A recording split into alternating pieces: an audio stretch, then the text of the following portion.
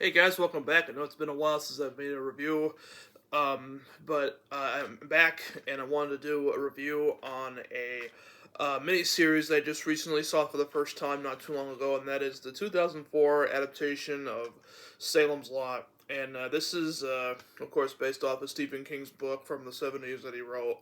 And this is the second adaptation. I already did a review of the original 1979 miniseries and the newer one that just came out last month. So if you want to check out those reviews, feel free to do so. It's on the channel. Today is going to be I'm going to be talking about this one, and I picked this up last month for Halloween, and I never saw it growing up until recently. Um, and I was really excited to watch it. And after seeing it, I think it was a very well done miniseries made for TV. It came out in 2004. Great cast. You got Rob Lowe, Andre Brager, I think that's how you pronounce his name. Donald Sutherland, Samantha Mathis, Rutger Hauer, and James Cromwell. And it's also directed by Michael Solomon, I think that's how you pronounce his name. Um, yeah, and it was released on TNT back in 2004, and one part was one day and the other part was the next day. And it's 3 hours long, and it being a miniseries, the length of it doesn't bother me at all.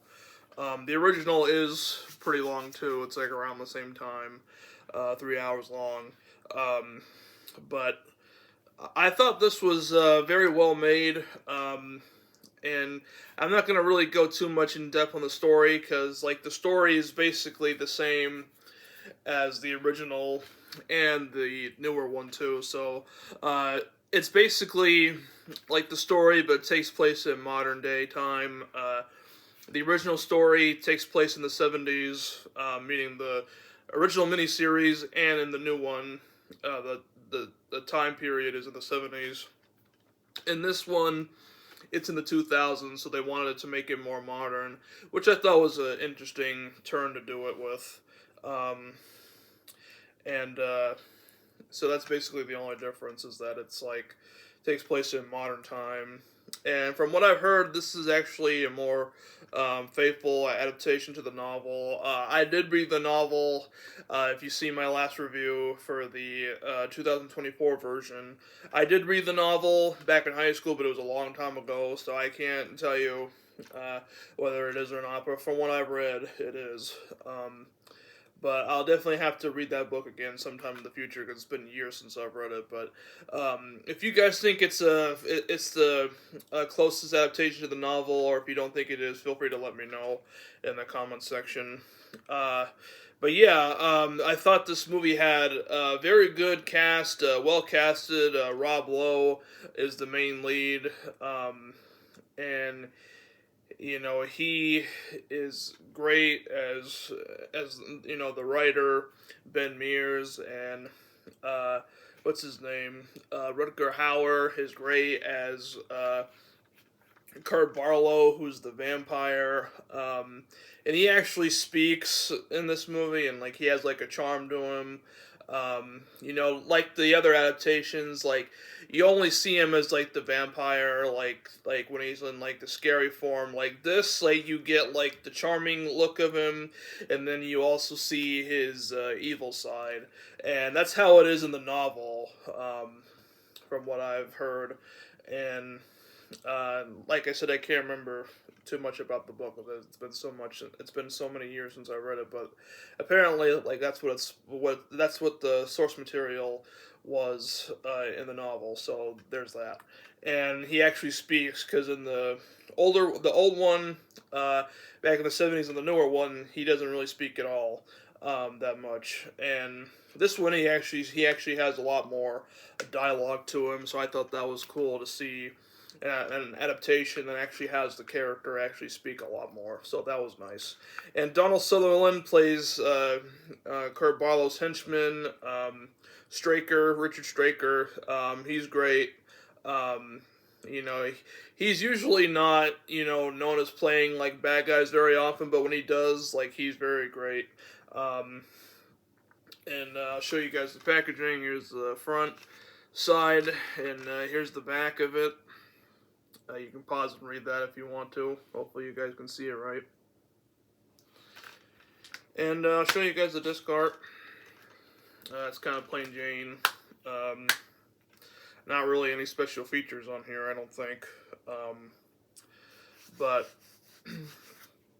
the guy that played the lead vampire, Kurt Barlow, Rutger Hauer, this guy right here, may he rest in peace. He was a great actor. He did a whole bunch of movies. He's done a whole bunch of great movies, like The Hitcher is one of his most popular ones. He was the killer in that movie, and he was terrifying in that movie, and he's terrifying in this one too.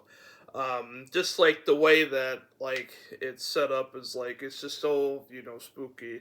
I'd say like The Hitcher is definitely more like of an intense movie because this is a TV movie, so you don't really see a whole lot of violence. I mean, granted, you do see some violence, but not not like blood and gore like you see in modern day horror movies. Like not all horror movies, but like the R-rated horror movies. Like this one is like not rated, like it says on the back, but like if it was rated, it'd be like PG-13. Back when it came out on TV, it was like TV-14, so it's like PG-13. But I thought it went at a pretty good pace. I watched it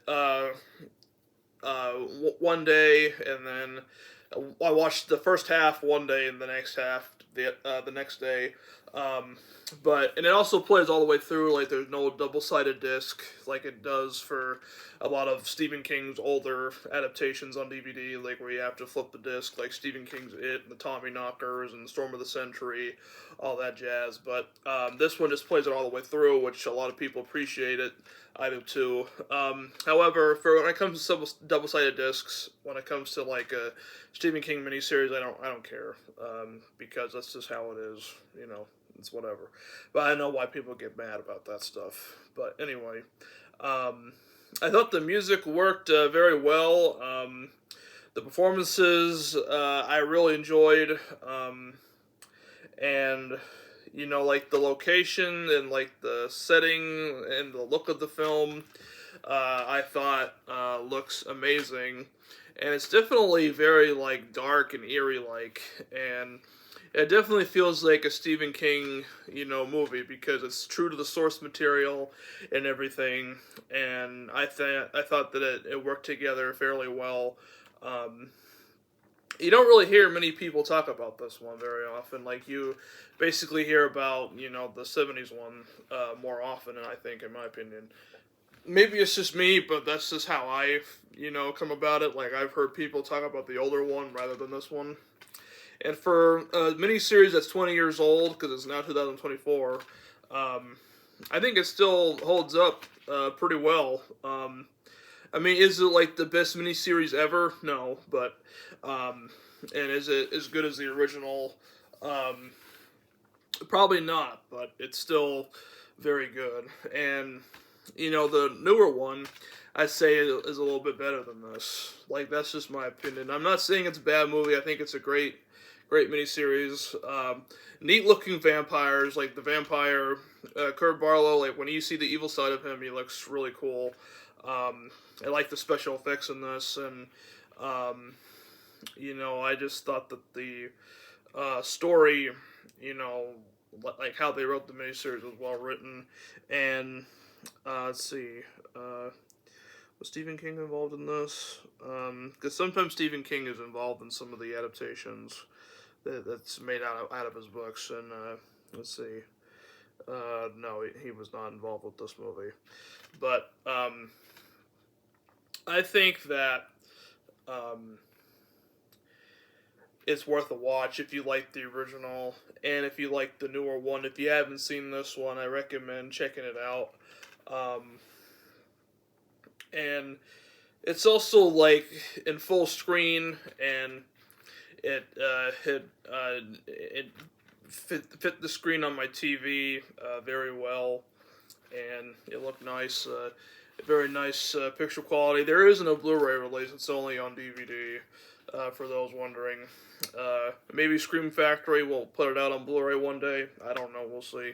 Because they did a release for Stephen King's The Shining on Blu-ray from Scream Factory, from what I saw online. Which I've reviewed that too. So if you want to check that out, by all means, check into that video.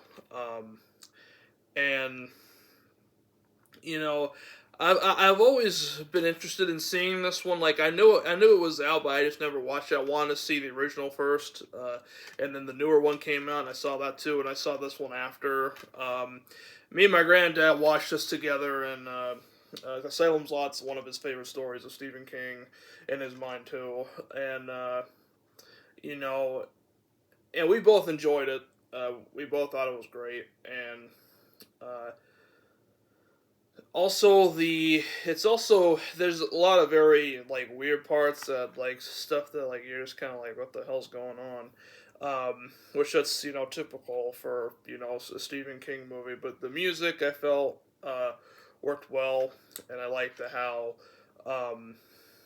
like Ben Mears, like there's more history of like the house on the hill and stuff like that. I'm not gonna get into too much depth on that if you haven't seen it, but I'm not sure if that was in the book or not. It might have been. I don't know, but let me know in the comments below if it was or not. So I thought that was cool that they showed flashbacks about him in the house when he was a kid and everything, and his outlook on it now and what people think of the house and stuff like that in the town. It definitely looks, very small, and well, not like yeah, I would say small, and it has like a lot of like old places and stuff like that.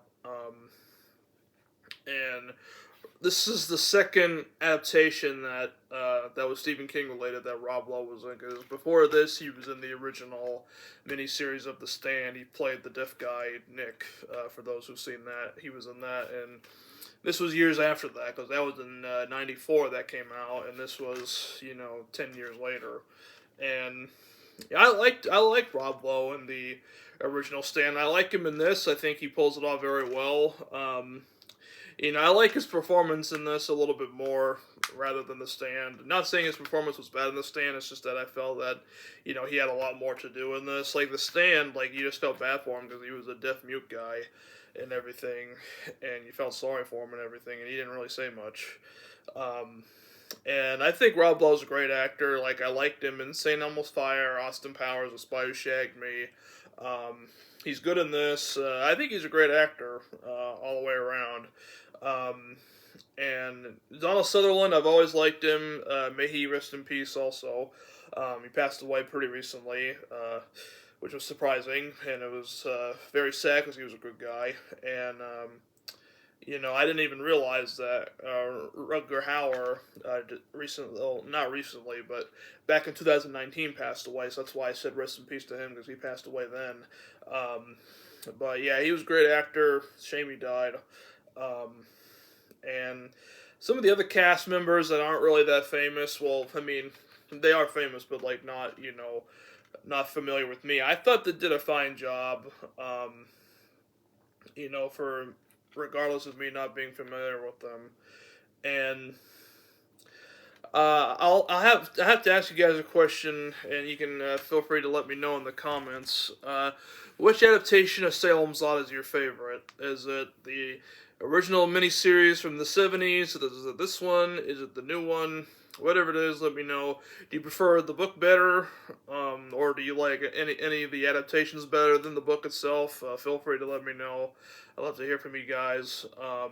Yeah, really great watch. Ton of fun. Cool looking vampires. If you love vampire movies, you definitely need to pick it up. You can get it for pretty cheap off Amazon. I got it for pretty cheap. I got around like $9 or something. So it's a pretty cheap deal. So it's a great pickup, and it's put out by Warner Brothers, of course. They make great releases. So shout out to Warner Brothers for releasing Stephen King adaptations. You do a great job. And also, stick around for more reviews. And let me know if you guys want to see a review on something that I haven't reviewed yet. Let me know in the comments below, and I'll get to it as soon as I can. And again, thank you guys so much for watching, and I'll see you guys next time.